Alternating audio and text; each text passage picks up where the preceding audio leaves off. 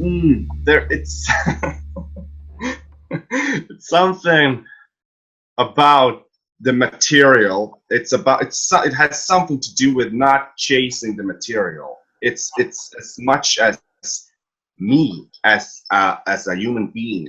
I have something I can bring to this as well. Yeah. Yes. Maybe It is you. it's me. Yeah. It is you. There's no one else standing there. There's no one else sitting there. There's no one else being there than you. So be you. Good afternoon. Good afternoon. Yes, it's time for our second session in this series of Norman Bates from Alfred Hitchcock's Psycho. Yeah. Second session. Okay, so to sum up the first session, what we did and talked about was about time and space. How, where, and when is influencing what is happening. And to not take things at a time, take one step at a time, and first just see the time, the era, the 1959, that time. How is that influencing what's happening? The time, how old you are, in this case Norman, which is also you, and how that influences, and what time of day it is. And also the space. So we are in the United States, we are in California, in Fairwale, which is a fictional town, and in a motel where you, Norman, have been living alone for the last 10 years, taking care of everything on your own, completely on your own. And this is back to time again.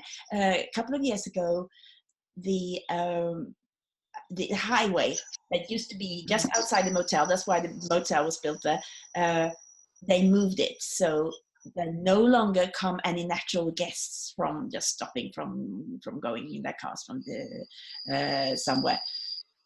So there are hardly any guests anymore, which means that money is running out. You had some money, your mother had some money, which they built the hotel with, and we concluded that there probably is not going to be very much money left.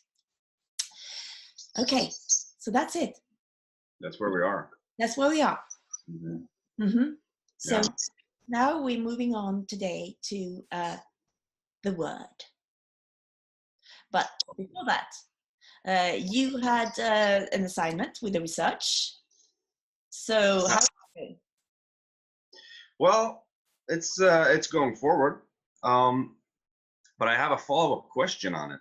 Okay. Like, take the taxidermy, for example. Exactly. You said last time you said that the research is, I mean, what should I research is, and the answer to that is, what does it give me as an actor? Yeah. Now, when I'm looking into it, I read a little bit on the history of taxidermy. Yes. And I'm like, okay, yeah, sure. Does it give me anything? I mean, no, I don't know yet. No, I don't know. Well, isn't it actually the physical, how you actually do this taxidermy? Exactly. That is more the practical stuff on how to do it. That's more interesting. Yes. So that's what I mean. The history of taxidermy is that's a bit far fetched. It's not. No. So I got that out from it. Like, okay, I need to do it more practical. I think I'm actually gonna head into and try to see if I can actually do it for real. That would be really good. I think. So I'm more heading that way with my research to actually see if I can find someone who actually can help me. Exactly. Mm-hmm. Exactly. If someone can help you, or if you can find any books in the library, or if you can go to YouTube. I mean, YouTube. I've been there, and I watched some real taxidermists do it, skin some squirrels, which is, well, it's not the most pleasant thing to watch. No. But what's interesting is, I found it interesting that it's very focused work. It's such a, you need to be very focused, and you need to be very, very good with your fingers. Yeah. Yeah. I don't know why that's interesting yet, but it's very interesting that I am so well. I'm so practical with my Very fingers and my practical. hands. Very, Very practical. very practical. Yes, you are. Hmm. And also at the same time, you got all these books in the house. So you Hmm. are also an intellectual person, and you listen to music, you listen to Beethoven. So you're an intellectual person as well. Yes, and one thing that's interesting that I found is that during this time, taxidermy in the United States wasn't a very big thing. No. There was let me see the name.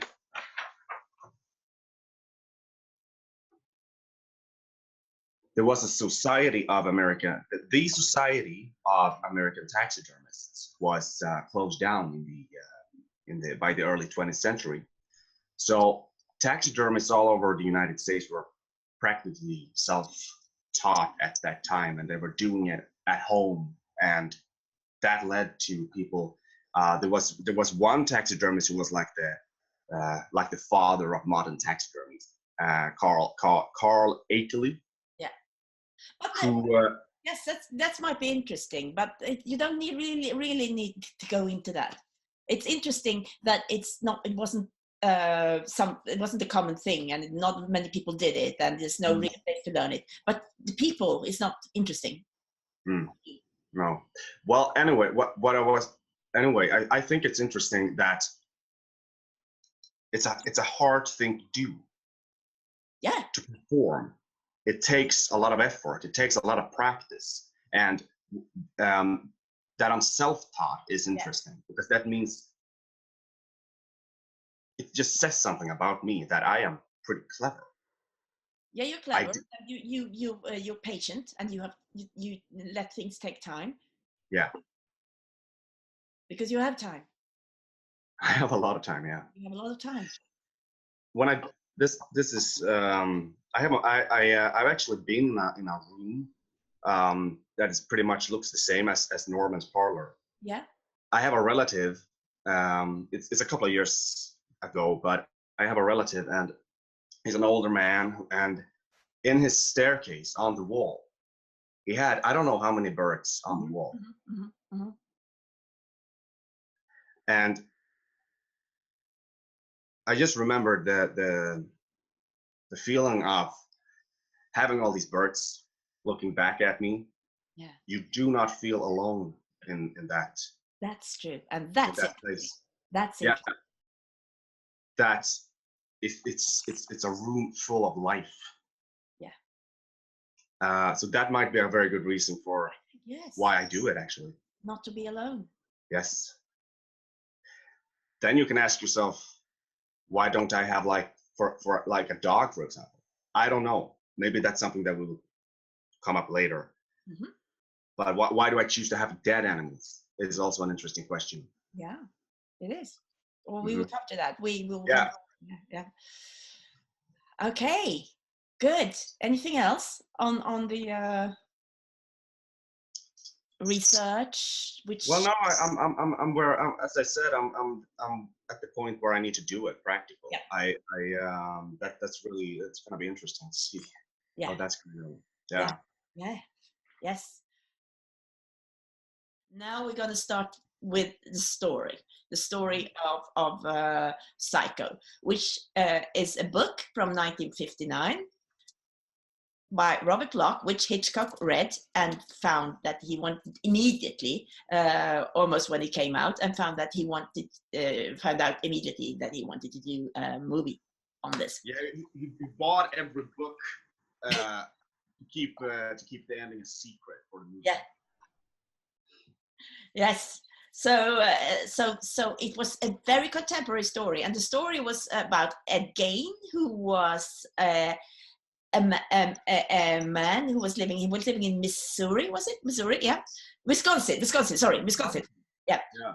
and he was at that time very famous, a very famous serial killer, Yeah. and he was Yeah, very, that happened in 1957, I think. yeah. Now this story, as all stories, is not sort of just one story. It's linked back to all the stories, and then it links back to the Greeks, because everything links back to the Greeks. And so there's some references here, of course, to two very famous Greeks. First, Oedipus, and the Orestes in the Oresteia. Of course. Yeah, the killing of the mother, and the which is one of the worst crimes in history, to kill your mother. Matricide. Matricide, yeah. Yeah. It's the ungratefulness of killing someone who's given you life. It's ungrateful, which is a big crime, universal crime, to be ungrateful. Okay, so yeah, you played Orestes. Yeah, I've done one scene of with Orestes. Yeah. Yeah. So how? Tell me about that. I think it's one of the coolest thing I've done as an actor. It's very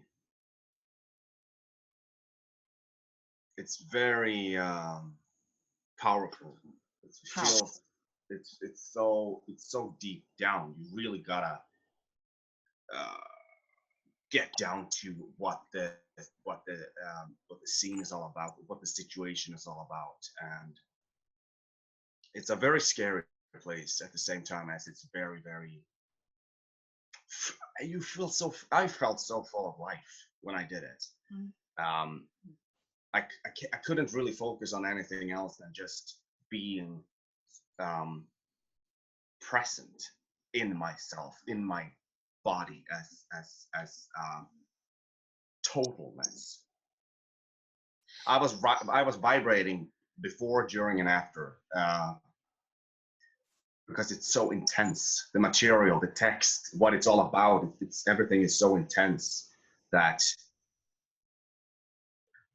yeah, I couldn't do anything else than just focus on that, what was happening in my body, really, really, really deep down as a human being, the animalistic human being that we are. Yeah, because whenever I work with Aiskelos, I love working with Aiskelos. Whenever I do, yeah, I do, I really do. I feel like I can sort of sniff where we come from and what we were thousands and thousands of years ago, back in time, before we became these polished, civilized human beings that we are at now. Before, well, we didn't have that surface, and we were just in our driving force, because this is what this is all about. This is going down to the driving forces. Yeah, that exactly. And that is like, that's how it felt. That's the only thing that's there. Yeah. When we start talking about driving forces, there is one thing that is the most important, that we always have to bear in mind, and that is that we are pack animals, which means that the thing we fear the most is the isolation from the pack. Yeah. And we go back in time, in history, the worst punishment for a crime was to be cast out. So that is really it's so. And I mean, you can always also have an argument that it actually is the strongest force of all, because when we are broken up with someone, a love story, or someone who we feel close to, we stop eating. So stop eating, stop sleeping.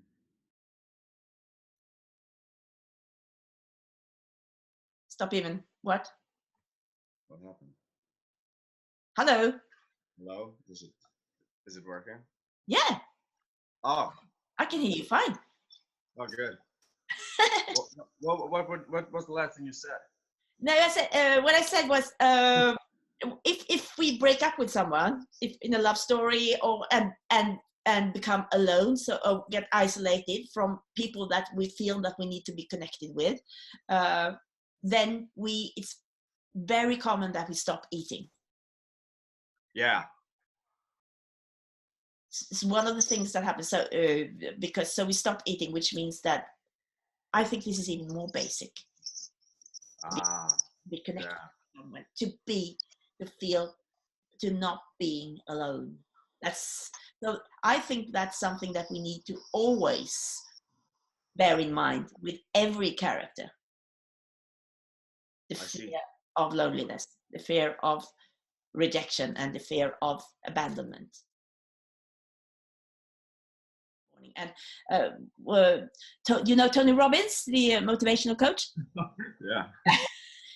He talks about six driving forces, and there are four which are sort of the first four, which is first safety, secondly variety, significance, and love and connection. So so safety, to feel that you are safe in your environment, home. Variety, that you are the you are in power of what you can do, what you do in life. Empowerment, significance, to be part of the society and have a place in society, to that people think that you are an important contribution to the society. You are allowed to sit by the campfire. You have a place there. A significance, if you go back in time, that you're not outcast, that you are a part of that. And love and connection, to connect. Is when you have satisfied these four drives, these four needs, then you also need to grow as a human being, and you need to contribute to society. So that's something that usually comes later in time, and it's not usually, most of the time, not until you sort of come around 55, 60 that you start to think about contribution. So yeah, usually, not all the time, but usually. So okay, so these are the 6 driving forces. And awesome. Yeah, awesome, isn't it? The word is that thing that gets you up in the morning and gets you going all day, and what you think about all day, and why you do the things you do, and what the last thing you think about before you fall asleep at night. So it's the thing that keeps you wanting to carry on living, basically. Mm-hmm. And if we get down that to one word, then one simple word, then we know where everything is coming from. Everything we do in everything, if that comes like it's the root, it's the trunk of the tree, and then you have all the branches of the tree that's coming out, and that's what you see. But the thing that's at the bottom, that is the word. There is an exercise to do that. There's one of these emotional diaries, which we do, which is when we write to get from the intellect, the conscious brain, and down to the subconscious, to get into all these kinds of things that's going on inside us, which we don't really think about too often. And this is what I call the word diary, or the VW diary, which we're going to do now. Yeah? Yeah, sure. Is it like bringing the driving force into one word? Is that what's it's all about? Okay. What it is for you? Yeah. Because deep down, we are all the same. We are all the same. If we go really deep down, we are all the same. Okay, so this is writing and writing and writing and writing and writing and writing, and not stop writing, not stop to think, just keep on writing, whatever comes up. Now, let's start with, what is it that Norman wants in this story? So then we go from what you actually do get in the end, because we get what we want. That's what we do if we're not pretend that we are a victim of circumstances, which is usually a pretense. But if we actually get what we want, so what is it that you, Norman, and now we're talking about Norman, not about mother. I want to start with Norman. Yeah. Come to mother later on. It's actually not until we come to embracing the darkness. So because the story is really about Norman. Yeah. So what do you want? What do you get in the end? What do I get in the end? Well, the last scene in the stories, mother has taken over, so it's got to be before that. No. I get what I want. Well, that's what you want. Yeah. If that happens to you, that's what you want on some level. Yes, I want her to take over. Why? Yeah, why? Why do you want someone to take over your life? What would be the win in that?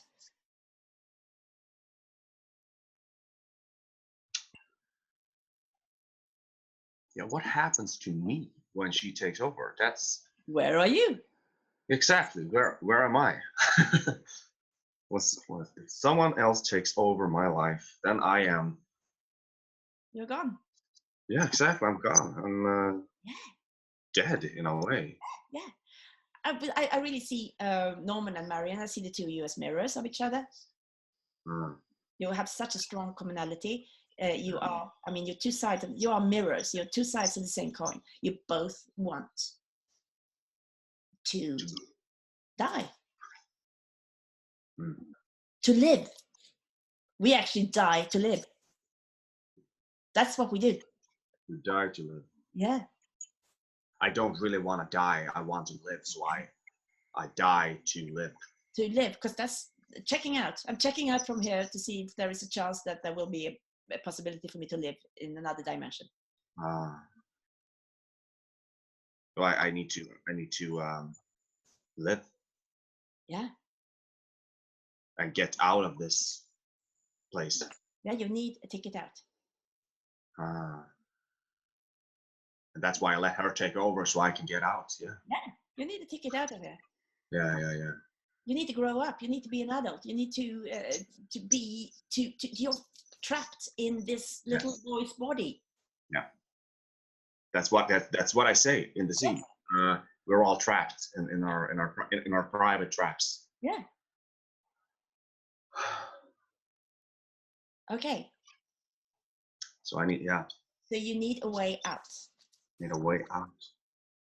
You need to get out. So the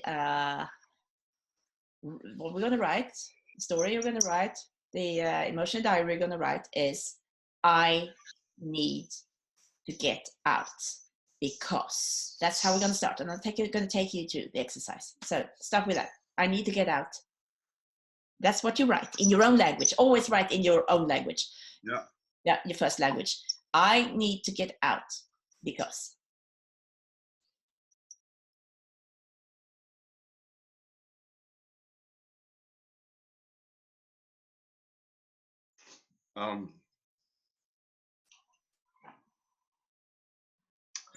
I got a picture of myself from 6th grade or something.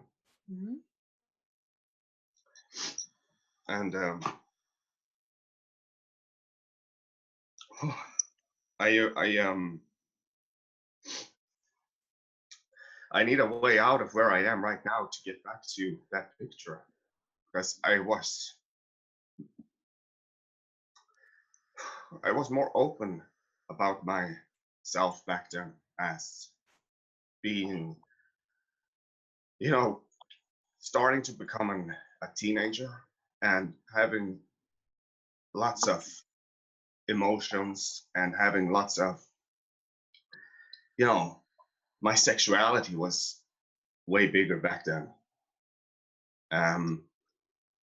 Being bisexual was easier back then for some reason than it is right now for me.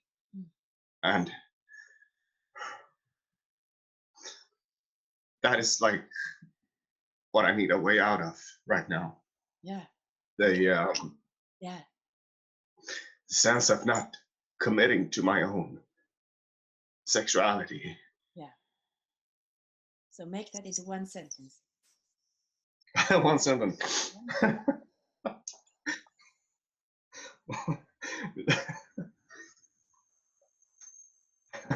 I need to. I need to get out. Basically, it's the same thing as the. I That's need the to get first out. sentence. Okay. Yeah. Absolutely. So yeah. So what's the word? The word for the one word. So then then you make this sentence into one word. Word.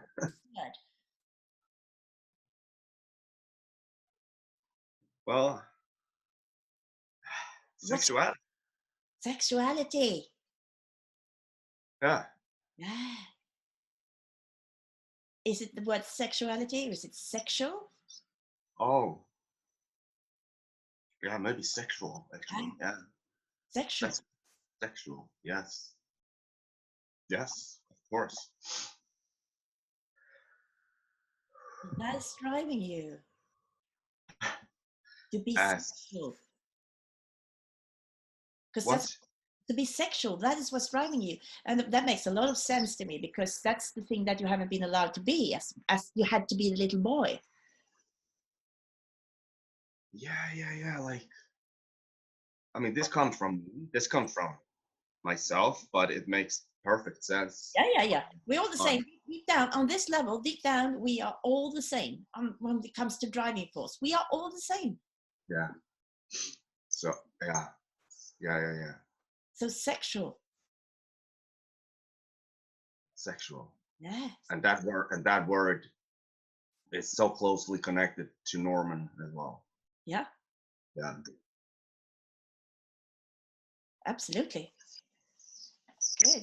So that's the word that we're going to use today. Yeah. It's something that you can keep on writing and writing. And I know you've been writing for a couple of days. It's changed, hasn't it? It's got deeper. Yeah.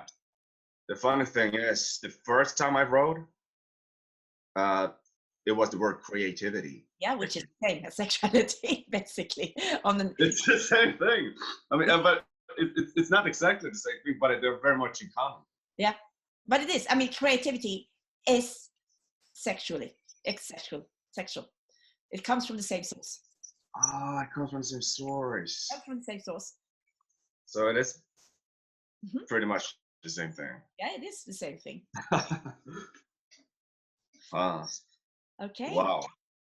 So what we're going to do now is that we are actually going to have our first go at the scene that we are going to work with. Woo! Yeah. Which is the scene between Norman and Marion in the parlor when you invite her in. She's just arrived, and it's been raining, and you asked her if she's hungry, and she says, and then you wanted to go ahead to take her up to the house, and then yeah, you can go on there. You go on there. What happens? I want to hear you say it. What happens? Oh well, before I get down there. Yeah. Well, I make the sandwiches and the milk, and then my mother interrupts. Yeah. Yeah. Well, she says that I'm not allowed to. That I shouldn't. I should. I think first of all, I think my idea is to bring Marion up to the house, but that is a big no-no. So what I do is I leave the house with the sandwiches and the milk and go down to the motel. And my mother is screaming at me that this is not okay. And then I do it anyway. Yeah. So you take her to the office, and there inside the office there's a parlor with all Yeah. the stuffed animals, birds, all the stuffed birds. Yeah. Yeah. Yes. They sit down on the sofa. You're very kind. It's all for you. I'm not hungry. Please go ahead. You eat like a bird. You know, of course. Not really. I hear that expression that one eats like a bird is really a falsity. I mean, a falsity, because birds eat a tremendous amount. I don't know anything about birds. My hobby is stuffing things. It's actually, and I guess I just rather stuff birds because, well, I hate the look of beasts when they're stuffed. Foxes and chimps. Some people even stuff dogs and cats, but I can't. I think only birds look well stuffed because they're rather passive to begin with, most of them.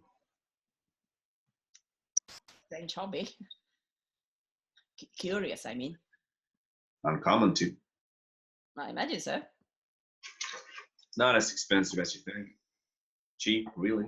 Needles, thread, sawdust. The chemicals are all that cost anything. Man should have a hobby. It's more than a hobby. Sometimes. A hobby is supposed to pass the time, not fill it. Is your time so empty? No. I run the office, tend the cabins and grounds, do little chores for mother. The one she allows me I might be capable of doing. You go out with friends? Friends? Who needs friends? A boy's best friend is his mother. You never had an empty moment in your whole life, have Only my share. you? Where are you going? I don't mean to pry. I'm looking for a private island. Oh, what are you running away from? Why do you ask? I don't know. People never run away from anything. The rain didn't last very long. You know what I think? I think that we are all in our private tracks. Clamped in them. And none of us can ever climb out. We scratch and claw, but only at the air. Only at each other, and for all of it, we never budge an inch. Sometimes we deliberately step into those traps. I was born in mind. Don't mind it anymore. You should mind it. I do. But I say I do. If anyone ever spoke to me the way I heard, the way she spoke to you, I don't think I could ever laugh again. Well, sometimes when she talks the way to me, I like to curse her out, leave her forever, or at least defy her. But I can't. She is ill. Well, she sounded strong. I mean, ill. She had to raise me all by herself after my dad died. I was 5. A strain for her. Well, she didn't have to go out to work or anything. Dad left us with a little something. Anyway, a few years ago, Mother met a man, and he talked her into building this motel. He could have talked her into anything. And when, yeah, well, it was just too much for her when he died too, and the way he died. Oh, no, that's nothing to talk about when leaving. Anyway, it was too much of a loss for my mother. She had nothing left. Except you. So, well, son is a poor substitute for a lover. Why don't you go away? What, to a private island like you? No, not like me. Well, it's too late for me. And besides, I mean, who'd look after her? She'd be alone up there. The fire would go out, damp and cold like a grave. When you love someone, you don't do that to them, even if you hate them. And I don't hate her. I hate what she's become. I hate the illness.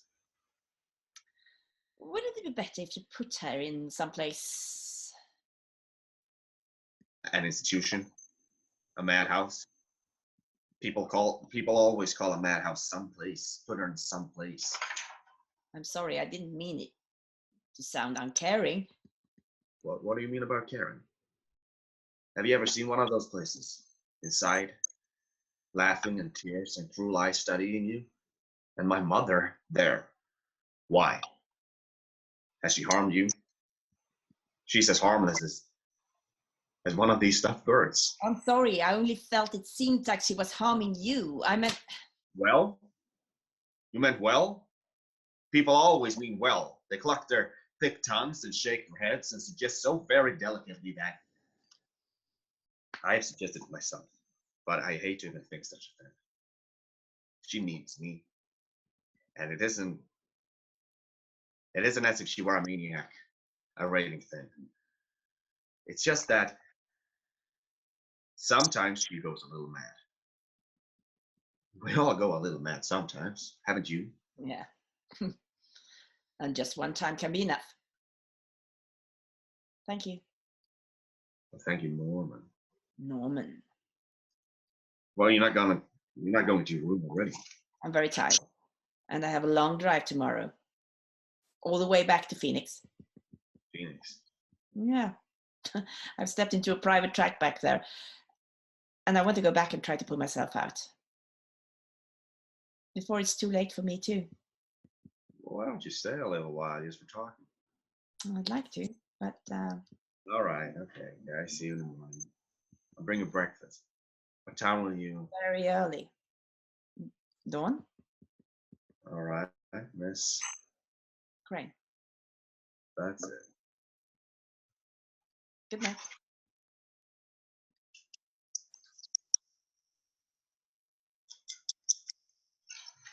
Okay. Okay. So, how was this? Yeah. I really tried to not do anything else except focusing on the word sexual. And what I felt mostly was, I don't know why, but I felt very protective of every time I talked about mother. Yeah. I felt very, very protective. Okay.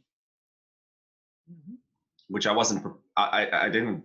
I thought it was gonna be something else about more between us, sexual. But I was feeling, yeah, protective is the word for it. Mm. Well, which is interesting. That's interesting. Yeah. Yeah. So what I want you to do now is to carry on writing about this diary every day until the session. Sure. Until you get to the word, and that word really is deep down something that is driving you. And that you can do in every second in the story. So you mean that if I continue this diary every day, eventually there's gonna be only one word left. Yeah. And then that is the word. That is the word. Yeah. That's the word. Yeah, of course. That's the only word it can be. Yeah. Yeah. Yeah. Wow. Yeah, so that's the thing. Until next time, session number 3, where we are going to go into you. So we're actually going to leave Norman and talk about you. How is this about you? You will. Yeah, yeah. Everything we've done so far, how is it linked to me? You. And everything that we're going to do, how is that linked to you? You will. Yeah. Yeah. Exciting.